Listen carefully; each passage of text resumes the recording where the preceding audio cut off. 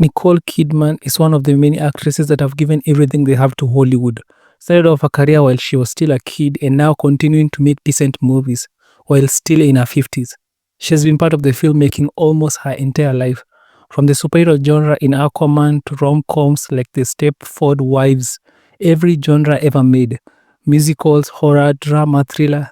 That is something that needs to be appreciated. Even in the ever-changing landscape from television to streaming, she's still working hard more than ever before than the average actor. That is not some hobby. She's truly in love with telling stories, exploring in-depth characters. Oh, baby, you are so talented.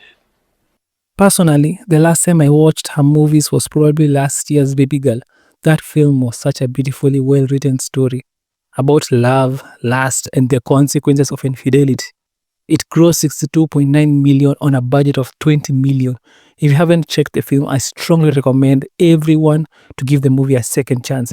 It is a good entertainment movie compared to the countless movies being released with 100 to 200 million dollar budgets.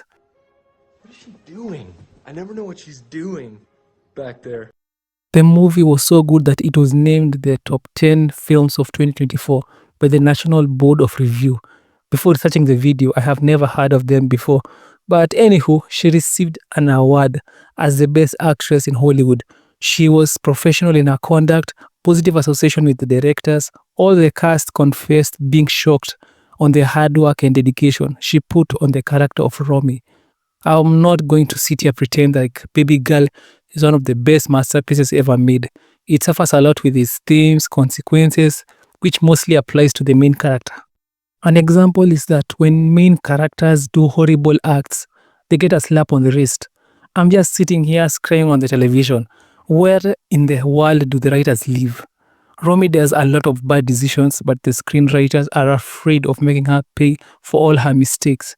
She will burn an entire city and the writers will be like, she was upset, surely you understand. The film is basically a fantasy more than real life event that could probably happen. To cut the long story short, Nicole's performance was the best in spite of the badly written script. The film was so successful that Amazon wanted a piece of the pie. She was cast to play Nancy in the R-rated Holland. I went off course with the topic for a bit. We are here to discuss Holland. Like the title, it takes place in Holland, Michigan, one of the few times I have seen a movie take place in that great state. Most of the times, correction, all the times movies centered in the United States are usually New York, California, or a fantasy place that does not exist anywhere in America. Out of the 50 states, the 2 states are the only ones that are given any kind of exposure. Surely they are great. What about the others? Nancy and Fred live in the middle-class suburbs with their son Harry. From the outside looking in, it will seem like this is an example of a normal, hard-working, loving family. Nancy loves being a stay-at-home wife. Fred has a good job that pays all their needs. Harry is a healthy, young, obedient kid in that stage where the kids want to hang out with their parents. Everything is going great. Life deals them a very good hand. According to the surface, everything will seem great, but underneath, there are a variety of problems that the couple are facing, but remaining ignored. Like most married couples in denial, they want to lie to themselves on this happy ever after marriage, while reality says something different. Nancy gets suspicious when a young man named Dave watches in her house like a TMZ ninja to expose her husband. The claim is that Fred is living another life different from what everyone knows. This news hits her like a shovel. She cannot believe on the betrayal. The problem is that neither of them have definitive proof on the allegations. This leads Nancy snooping around the house, targeting Fred's phones, clothes to get an insight into what Fred is hiding. Every clue gathered serves a purpose. It leads to the end of the conclusion of all these drastic actions. The truth must be revealed. A resolution at the end of the tunnel cannot be waited any longer. Nancy has a child. She needs to find the truth so that she can gauge whether the marriage is worth saving or if it's time to ask for a divorce. Amazon Prime will want to replicate the success of Babygirl through Holland. The movie brought millions of casual audiences to theaters. That is something that was noted by most studios. The writers, producers of the film got new work after the box office results. Nicole Kidman deserved the lion's share of the success. She marketed the hell out of this movie. all over awards, drinking milk, singing praises for the film. It was as if she had been told that this would be her last movie appearance in Hollywood. The film had a less marketing budget compared to other studios. That is why it is commendable that Nicole was able to inform millions of people on its existence. Amazon will not need to invest millions of dollars for marketing Holland. Nicole Kidman will wake up, go to the kitchen, drink some milk, and take up the challenge like a pro. The writers want to make a mystery romantic thriller about a happily married woman's journey, searching everywhere for the truth about the validity of her marriage. The writers clearly know that the movie is universal. A lot of people will relate to the characters, plot, themes. This story that the movie conveys is based on real life events that will totally resonate to viewers who have somehow lived this reality. I am sure that the main audience for this kind of film will have to be married or engaged couples who are unsure about their relationship.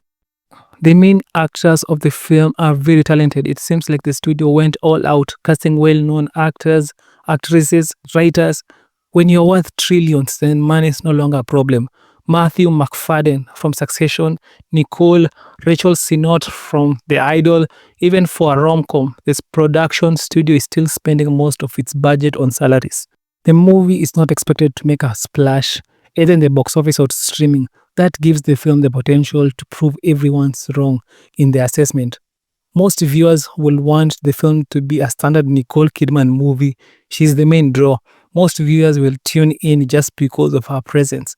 The movie ought to go hard on all its themes, whether it's betrayal, marriage, commitment, love, hatred. Whatever the film is bound to explore, it needs to do it as effective as possible.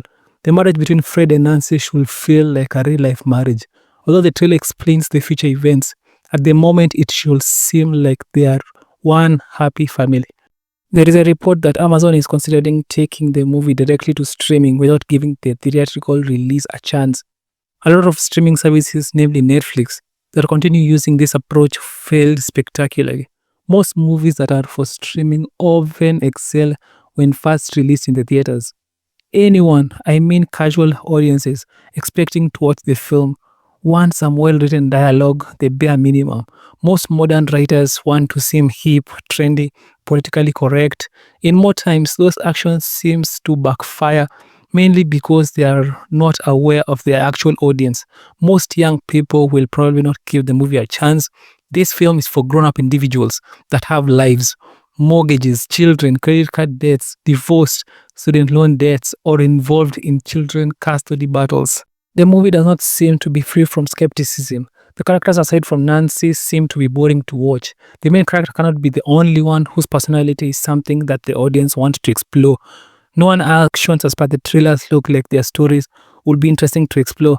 The husband looks and acts like a husband. The child looks, acts like a child. Bluntly or shallow written characters are a cancer to storytelling. The film has a lot of time, money to correct any of the mistakes made. There should be varying intangible attributes to every role given. One of the biggest roles as it relates to filmmaking is that the movie-going audience should never feel like the movie is wasting their time on something that the writers themselves didn't give any thought. The beginning parts of the movie should be its best. Like other franchises with massive public appeal, if the movie's prologue is bad, it is likely that the majority of the movie-going audience will watch something else. As per the trailers, the movie does not know what it wants to be. Is it a romantic film, an R-rated homicide, or is it a romantic kind of a film? I hope the filmmakers have the right answers for this kind of questions, because I am a very big supporter of Nicole Kidman. She was and will always be amazing at Aquaman, Big Little Liars, A Family Affair. She's an excellent actress in everything she puts her mind, body, and soul into. The movie looks to be decent, the story watchable, the characters blunt, filled with all the cliches that have been used countless of times by Hollywood. The first time I heard the word Holland, I thought it was one of the locations in the Netherlands. I was never aware that it was a suburb town in Michigan. You learn something new every day when you watch movies countless times. I would like to hear your opinion. What do you think about the trailer, Nicole Kidman, her past performance, Amazon film? Press the notification to get more videos when they come out.